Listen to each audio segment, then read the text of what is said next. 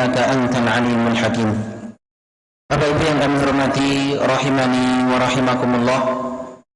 Tak bersang-besangnya mari senantiasa kita panjatkan puja dan puji syukur kita kehadirat Allah Subhanahu wa taala. Karena dengan bersyukur Allah Subhanahu wa taala akan mengikat nikmat yang ada, dan Allah Subhanahu wa taala berjanji akan menambahkan nikmat tersebut. Di dalam Al-Qur'an Allah Subhanahu wa taala berfirman, la in syakartum la azidannakum wa la in kafartum inna azabi lasyadid.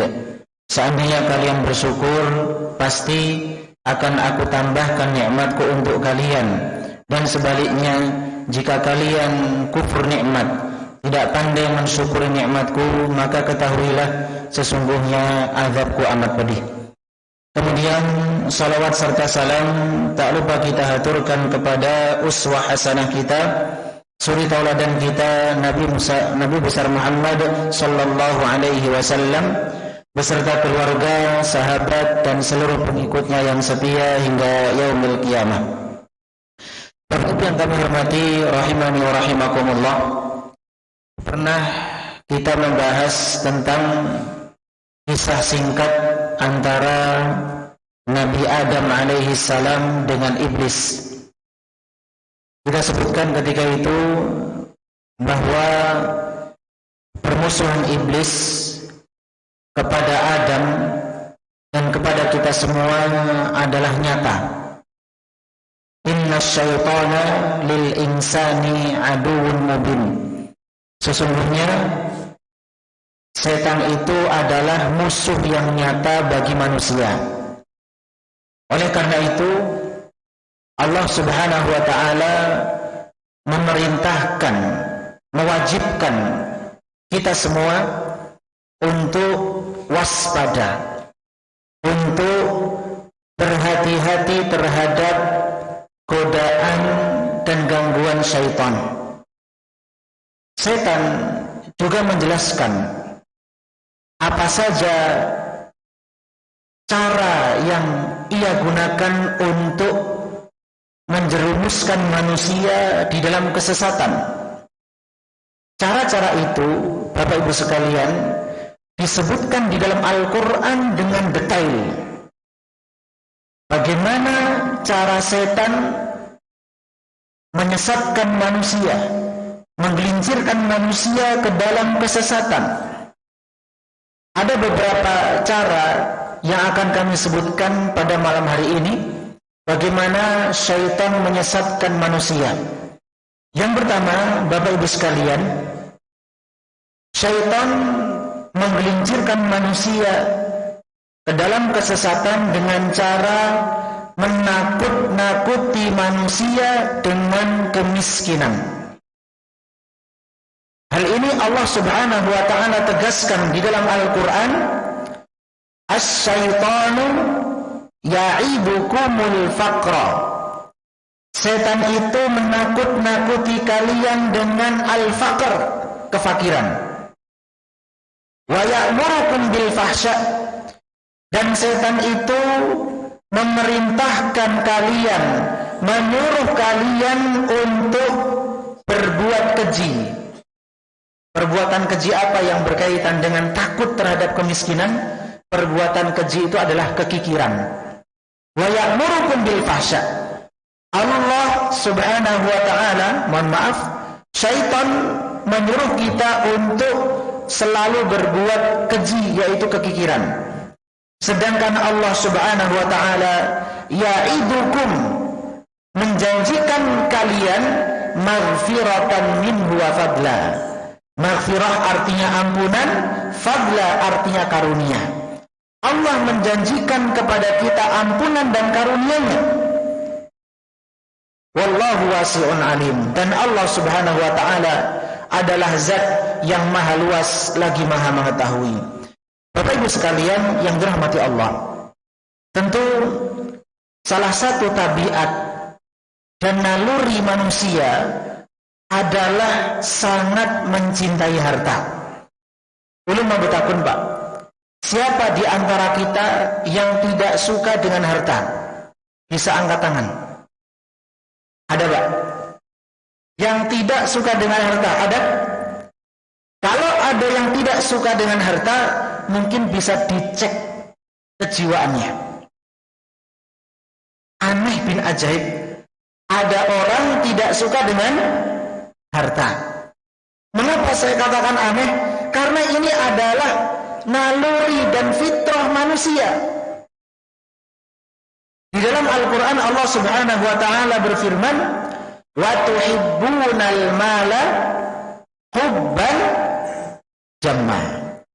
Dan kalian mencintai harta dengan kecintaan yang berlebihan. Dan juga di dalam Al-Quran Allah Subhanahu wa ta'ala berfirman, zuyyina linnas hubbus syahawat. Telah dijadikan indah dalam pandangan manusia hubbus syahawat, cinta terhadap yang dia inginkan. Hubbus syahawat, mencintai hal-hal yang berbau syahwat. Kemudian Allah merincinya.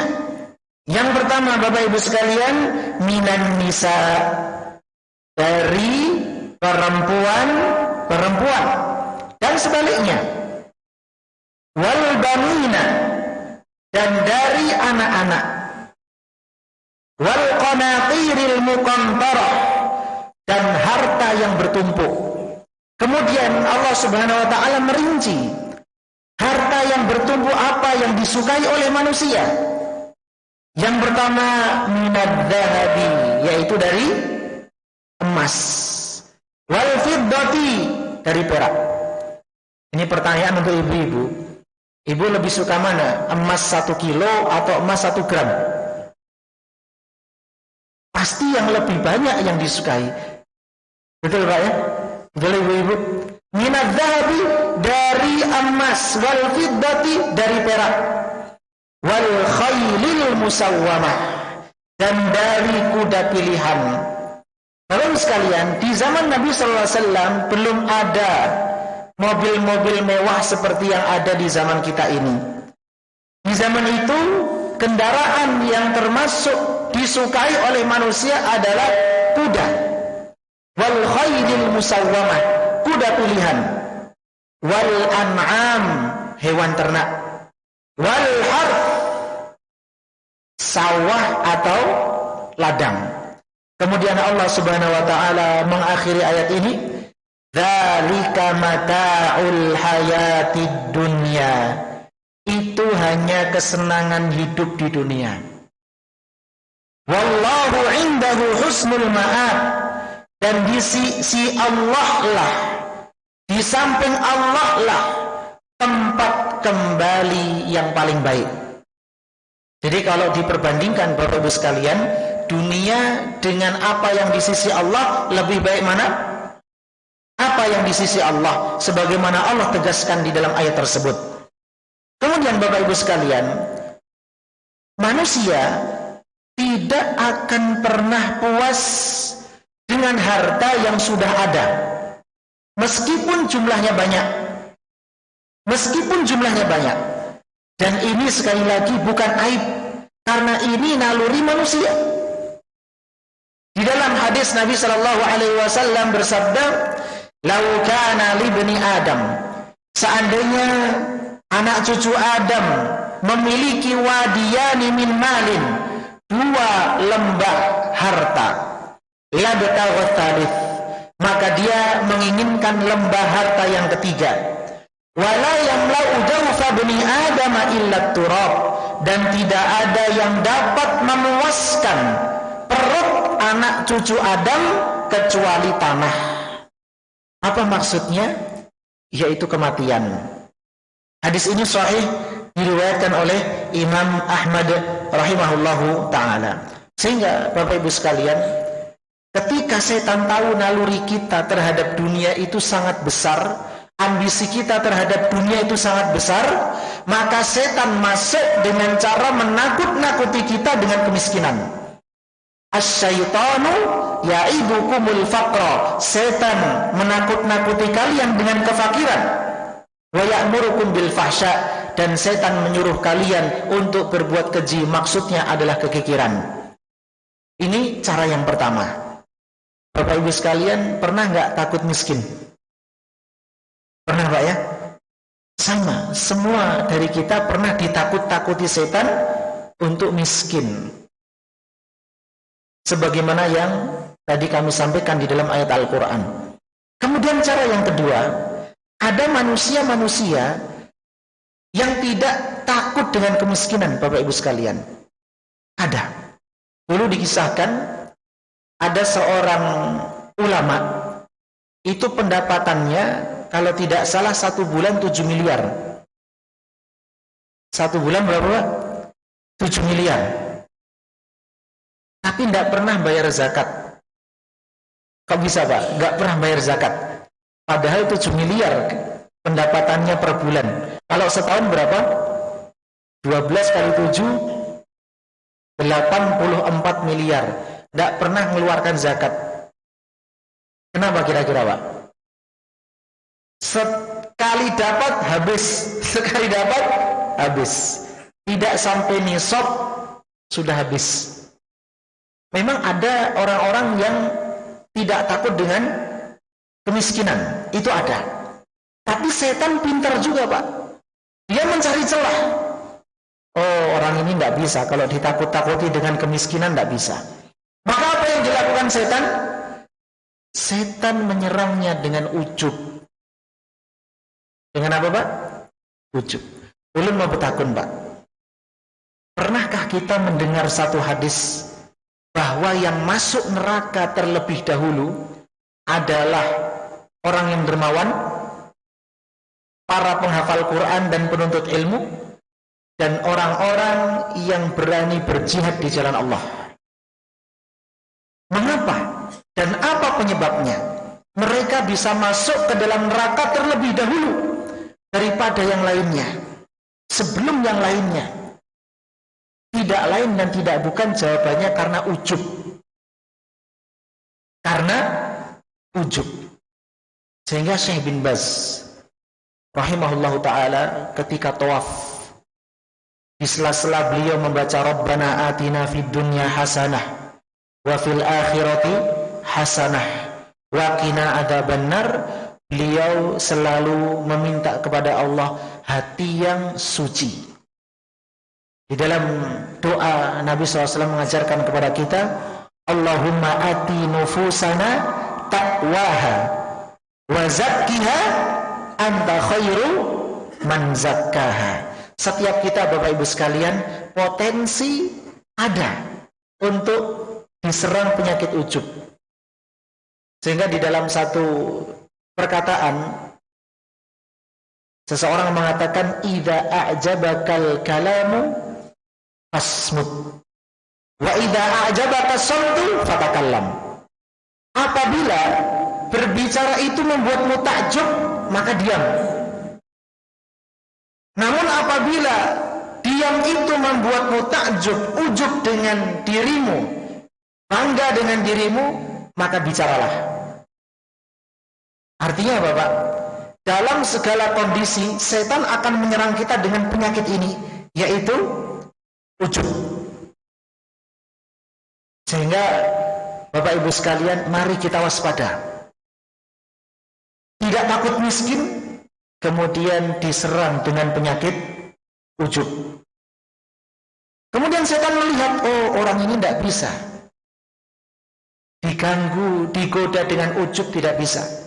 Maka setan mencari celah, yaitu dengan cara membisikkan angan-angan kosong kepada dirinya, kepada manusia tersebut.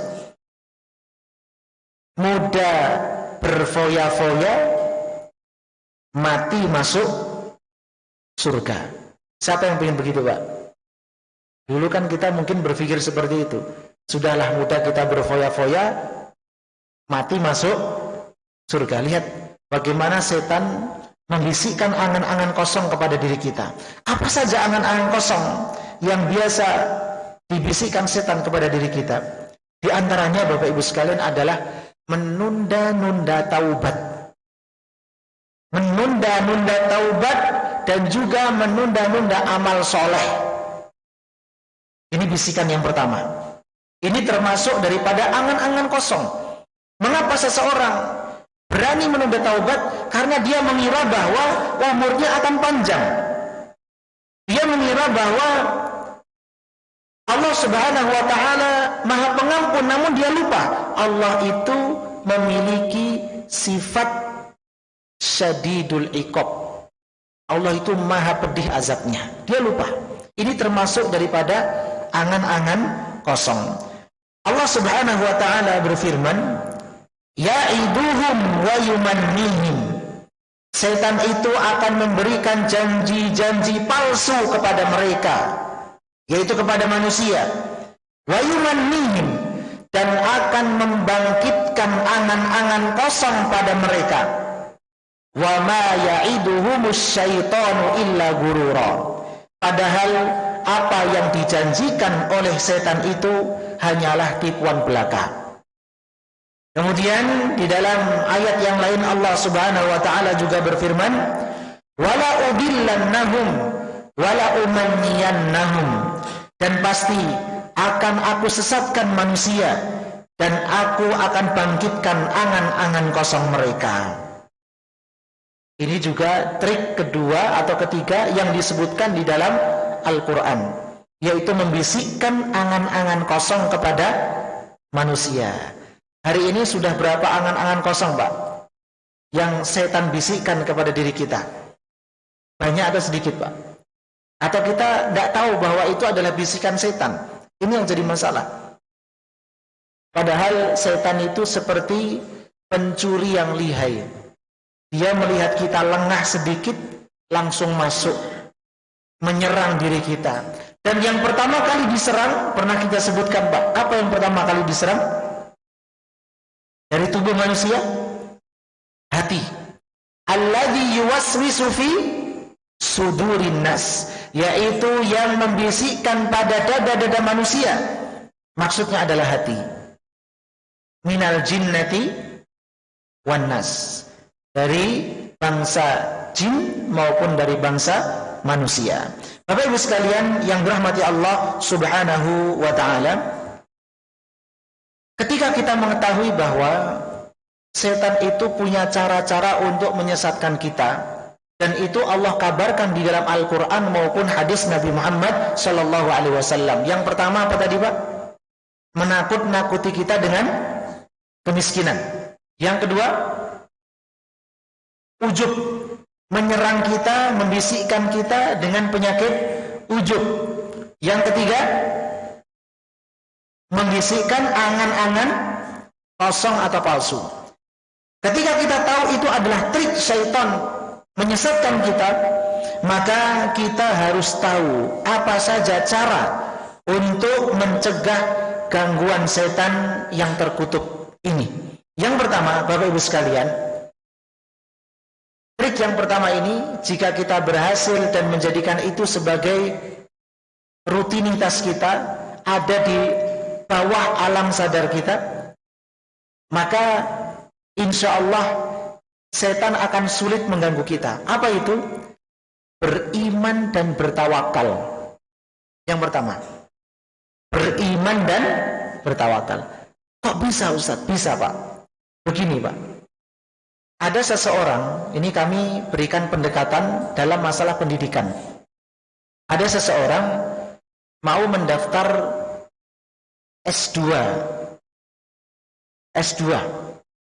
Kemudian dia melihat ternyata pendaftarnya banyak dan pandai-pandai, cerdas-cerdas, pintar-pintar. Kira-kira, Pak, yang bisa mengalahkan itu semua apa, Pak? Tawakal. Tawakal kepada Allah. Kalau dia tidak tawakal, maka dia tidak berani berjalan, maju, tidak berani. Tapi karena tawakal, saya tidak peduli. Mau saingan saya pandai, cerdas, tapi yang menentukan takdir saya adalah siapa? Allah. Maka dia bertawakal kepada Allah Subhanahu wa ta'ala. Dia kerjakan soal semaksimal mungkin. Bisa jadi dia lulus, bisa jadi dia tidak lulus, tapi dia sudah punya tawakal, Bapak Ibu sekalian. Kalau lulus, alhamdulillah. Tidak lulus, dunia ini luas. Ini orang-orang seperti ini sulit, Pak. Jangan bermain-main dengan orang seperti ini. Bisa jadi pengen dimainkan. Karena orang-orang seperti ini sulit. Dia tidak takut karena mentalnya sudah kuat. Kenapa mentalnya kuat? Karena tawakalnya tinggi kepada Allah Subhanahu wa taala. Contoh lain dalam perdagangan, tentu kita tahu dan mungkin sebagian besar kita pernah mengalaminya. Ya. Kita mau jualan A, kok sudah ada yang jualan. Jualan B sudah ada juga. Apa yang bisa memperkuat hati kita? Tawakal. Bismillah. Yang mengatur rezeki bukan dia, tetapi siapa, Pak? Allah Subhanahu wa taala. Bismillah, saya berangkat. Kalau dapat alhamdulillah, tidak dapat ganti lagi. Mungkin orang-orang yang mentalnya lemah itu akan mengatakan, kamu tidak punya malu ganti-ganti dagangan. Namun dia akan mengatakan, saya tidak akan pernah malu selama ini halal. Karena punya tawakal. Menyerahkan segala urusannya kepada Allah Subhanahu wa taala. Begitu juga dengan orang yang beriman di dalam menanggulangi, membentengi dirinya dari godaan-godaan setan. Dia harus bertawakal. Tawakal itu berarti harus ada usaha atau tidak, Pak? Harus ada usaha. Tawakal itu harus ada usaha. Mengapa? Karena ketika Rasulullah sallallahu alaihi wasallam bersabda, la razaqakum kama yarzuqut tayra. Kalau kalian tawakalnya benar, maka kalian akan diberikan rezeki oleh Allah. La razaqakum, benar-benar akan diberikan rezeki oleh Allah. Ada lam taukid di situ, Pak. Lam penekanan. Kama yarzuqut tayra, sebagaimana Allah memberikan rezeki kepada burung. Kemudian Rasulullah melanjutkan, ini adalah usaha. Taghdu khimasan wa taruhu bitanan. Burung itu pergi di pagi hari dalam keadaan atau kondisi perut kosong, balik di sore hari dalam kondisi perut kenyang. Berarti ada usaha. Taghdu khimasan wa taruhu bitanan ini disebutkan dalam satu hadis, satu kesatuan ketika menjelaskan tentang tawakal, sehingga tawakal harus disertai dengan usaha. Kita tidak boleh berpangku tangan. Mengapa? Karena takdir Allah adalah rahasia Allah, dan kita tidak boleh menjadikan sesuatu yang kita tidak ketahui sebagai alasan. Nabi Adam, siapa, Pak, yang menyangka Nabi Adam seorang nabi yang Allah ciptakan tanpa perantara, malaikat pun sujud kepadanya. Kok bisa Nabi Adam melakukan satu dosa, dengan satu dosa turun ke dunia? Ini menunjukkan bahwa ternyata kita ini perlu yang namanya tawakal, menyerahkan urusan kita kepada Allah Subhanahu wa taala. Karena Nabi Adam bertawakal kepada Allah, maka Nabi Adam diberikan ilham, diberikan petunjuk oleh Allah Subhanahu wa taala. Wahai Adam, jangan seperti iblis. Iblis membangkang perintahku, engkau melakukan laranganku. Bedanya, iblis membangkang perintahku kemudian tidak mau bertobat, engkau melakukan laranganku, kemudian aku berikan ilham, yaitu berupa taubat kepadaku. Rabbana zalamna anfusana wa illam taghfir lana wa tarhamna lanakunanna minal khasirin. Jadi apa yang dilakukan oleh Nabi Adam, Bapak Ibu sekalian, itu karena bentuk tawakal beliau. Kalau setan itu, Pak, tidak bertawakal. Dia menyombongkan dirinya, menganggap dirinya lebih daripada yang lain. Tidak bertawakal kepada Allah. Berbeda dengan Adam. Beliau bertawakal kepada Allah sehingga Allah selamatkan. Setelah bermaksiat, diturunkan ke dunia, kemudian mengucapkan Rabbana zalamna anfusana wa illam taghfir lana wa tarhamna lanakunanna minal khasirin. Bapak Ibu sekalian yang dirahmati Allah Subhanahu wa taala, Allah menegaskan bahwa setan itu, Pak, tidak akan mampu menyerang orang-orang yang bertawakal. Innahu laisa lahu sultanun 'alal ladzina amanu wa 'ala rabbihim yatawakkalun. Sesungguhnya setan itu tidak ada pengaruh terhadap orang yang beriman dan orang-orang yang bertawakal kepada Tuhan mereka. Bapak Ibu sekalian, siapa yang menyangka Muhammadiyah bisa menghidupi ribuan panti asuhan? Siapa yang mengira, Pak? Siapa yang mengira Muhammadiyah bisa membangun ratusan rumah sakit. Itu semua Bapak Ibu sekalian tercipta karena ada apa? Tawakal kepada Allah. Tapi Pak, kalau orang tidak tawakal, mau gerak saja sudah takut.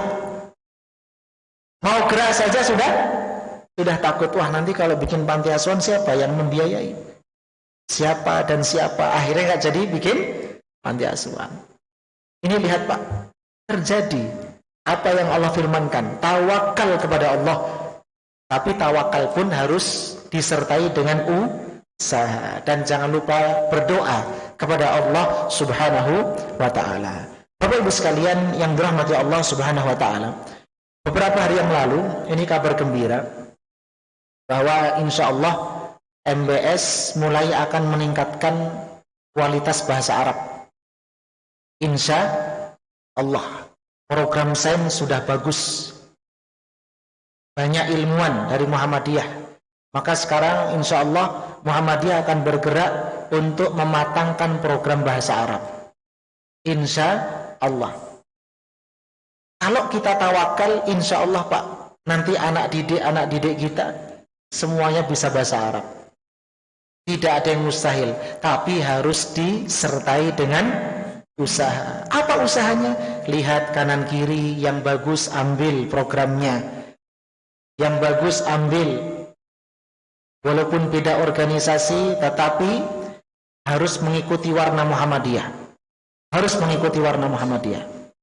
Tugas Anda mengajar bahasa Arab dan mengajarkan akhlak. Selain itu, ikuti tata cara ubudiyah Muhammadiyah. Ada banyak Pak, banyak. Saat ini waktunya Pak Muhammadiyah bangkit. Harus bisa bahasa Arab. Karena ini PR besar kita Bapak Ibu sekalian. Banyak warga Muhammadiyah yang akhirnya lari kemana-mana.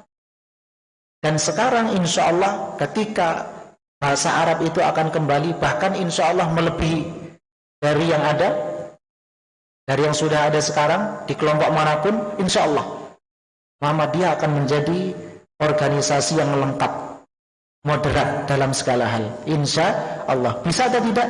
Tawakal kepada Allah Subhanahu wa ta'ala. Bapak Ibu sekalian yang dirahmati Allah Subhanahu wa ta'ala. Kemudian setan tidak akan berkutik. Yang pertama dengan orang tawakal, yang kedua adalah dengan orang yang benci kemaksiatan. Yang benci kemaksiatan sehingga dia meninggalkan kemaksiatan. Setan tidak akan berkutik Bapak Ibu sekalian. Di dalam perkataan disebutkan al-maksiyatu tajurru ila ukhtiha. Maksiat itu akan menyeret kepada maksiat yang lain. Sebagaimana juga ketaatan akan menggiring seseorang untuk melakukan ketaatan yang lain. Di dalam ayat Al-Quran, Allah Subhanahu wa ta'ala berfirman tentang penyebab kekalahan sahabat pada perang Uhud, Bapak Ibu sekalian. Ketika perang Uhud, yang menang Khalid bin Walid atau Nabi, Pak? Yang menang siapa? Khalid bin Walid. Apa penyebabnya?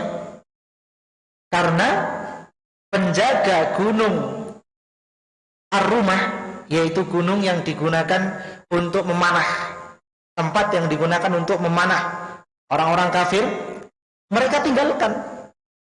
Berarti maksiat atau bukan, Pak? Maksiat. Ternyata Bapak Ibu sekalian, maksiat ini tidak ada kecuali karena ada maksiat sebelumnya. Sehingga disebutkan di dalam Al-Quran, innal ladzina tawallaw minkum yaumal taqal jam'an. Sesungguhnya orang-orang yang berpaling di antara kalian ketika terjadi pertempuran antara jam'an, dua pasukan itu. Apa penyebabnya?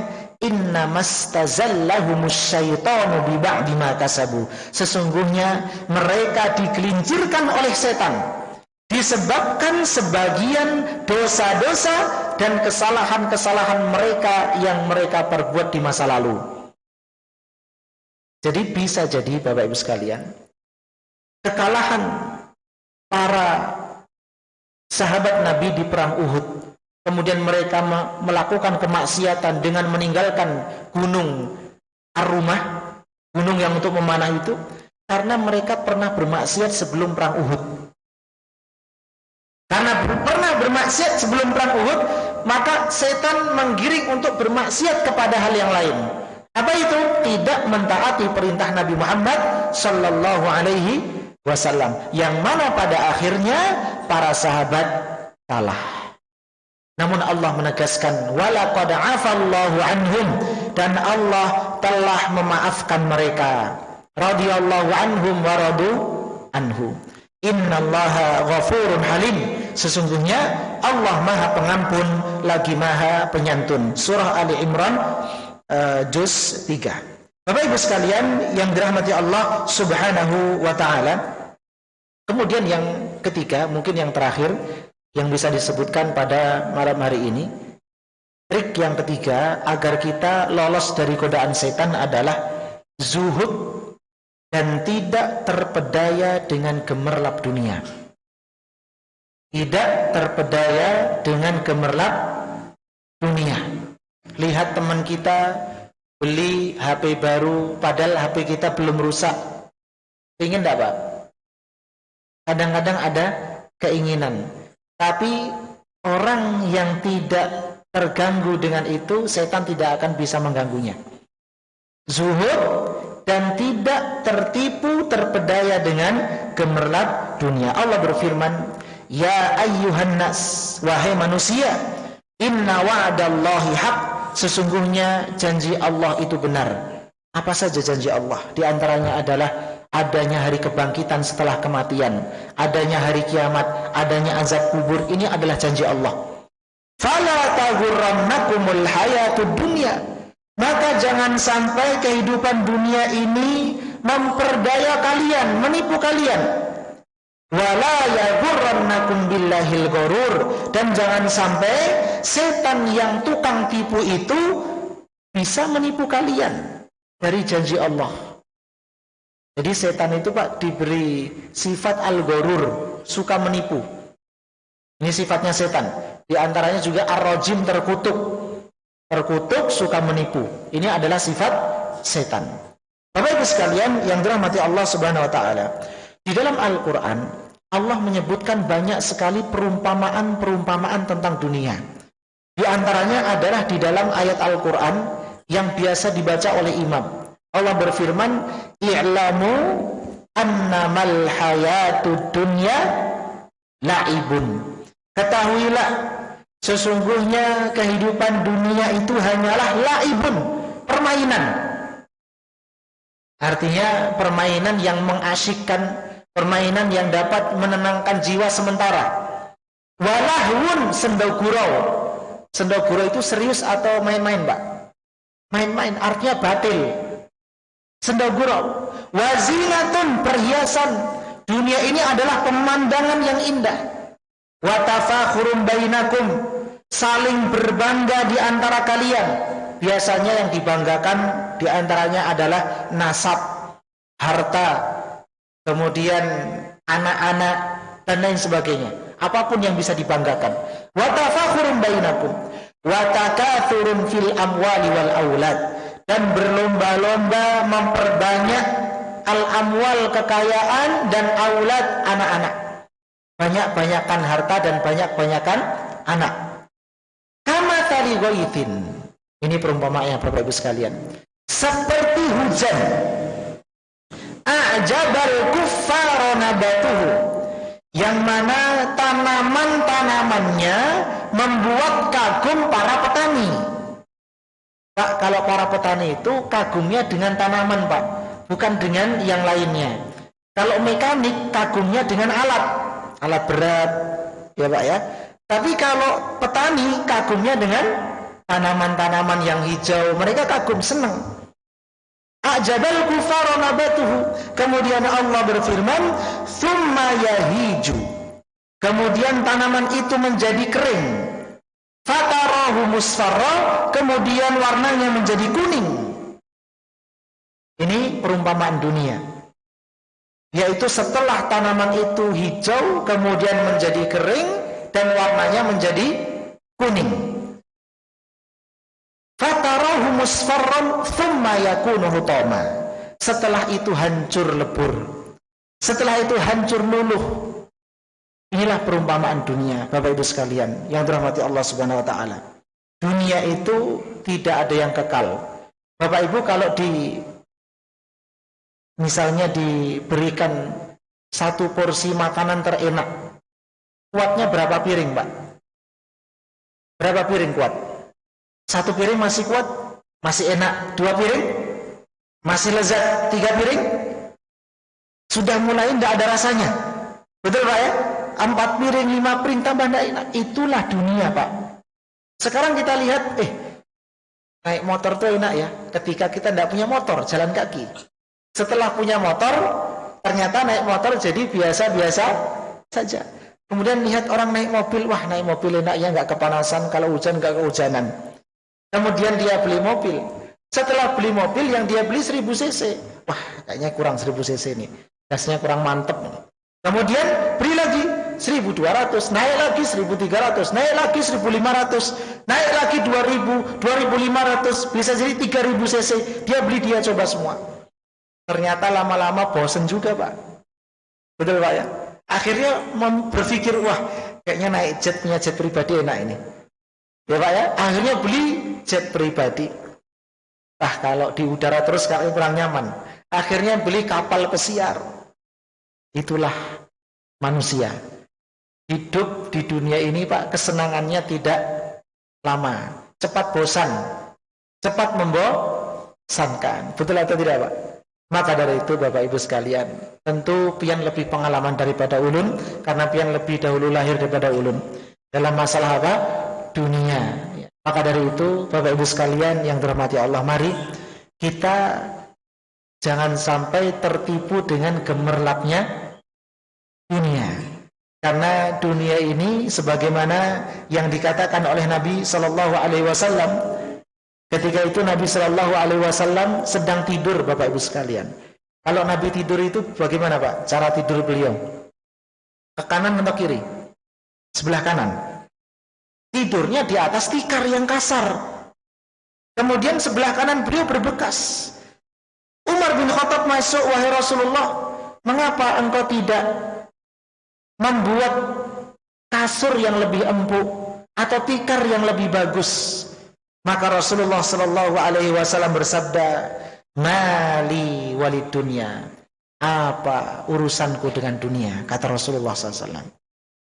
Kemudian Rasulullah SAW melanjutkan, ma mathali wa mathalud dunya illa karakibin fi yaumin sha'if.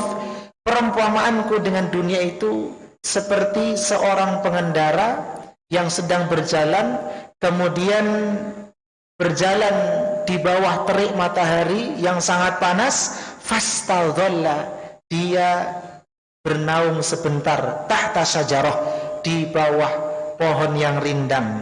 Sesaat, summa roha, kemudian dia akan meninggalkannya, watarokaha, summa roha, dia akan pergi, wataroka, dan akan meninggalkannya. Itulah Rasulullah SAW. Sehingga beliau itu Pak, pian cemoohkah, pian apakan beliau tidak ngefek Pak. Kenapa? Beliau tahu sebentar lagi saya pergi kok, silahkan. Apa yang musuh-musuhku lakukan kepadaku saya tidak peduli, karena sebentar lagi saya akan meninggalkannya.